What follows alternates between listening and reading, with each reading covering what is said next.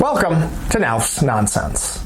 So yesterday I was watching a new movie on Netflix called Against the Ice. Now, the movie was fine, nothing amazing, but I was impressed with the location. It's a true story that took place in Greenland, and they actually filmed it in Greenland. So it got me thinking about Greenland. One of the most baffling things about Greenland is why it's called Greenland. Because if you look at a map, it is damn near the most icy country in the world. Perhaps a more fitting name would be Iceland.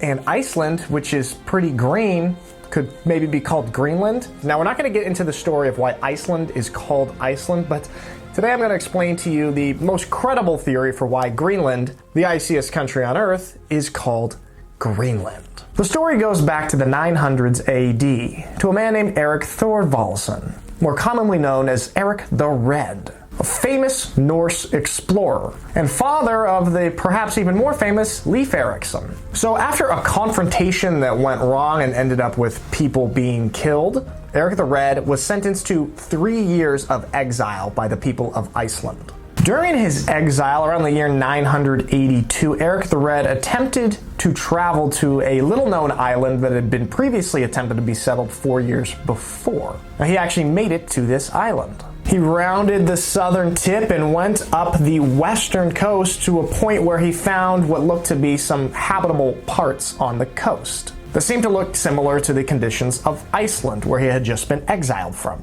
So according to the saga of Erik the Red, he spent his 3 years of exile exploring this mysterious land. After his exile was up, he returned to Iceland with the stories of this new land that he called Greenland. He consciously gave the island a more appealing and attractive name than Iceland in order to try and attract more settlers to go there. This guy was a genius marketer.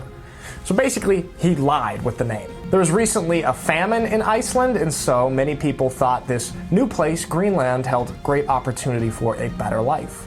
And so Erik the Red took a fleet of 25 ships to go back to his new settlement. Of the 25 ships that set sail for Greenland, 11 were lost at sea and only 14 finally arrived. These ships landed back on the west coast of what we call Greenland today, and they started settlements near the present-day city of Nuuk, Greenland's capital. And so that is a quick little history of why Greenland, the iciest country in the world, is called Greenland.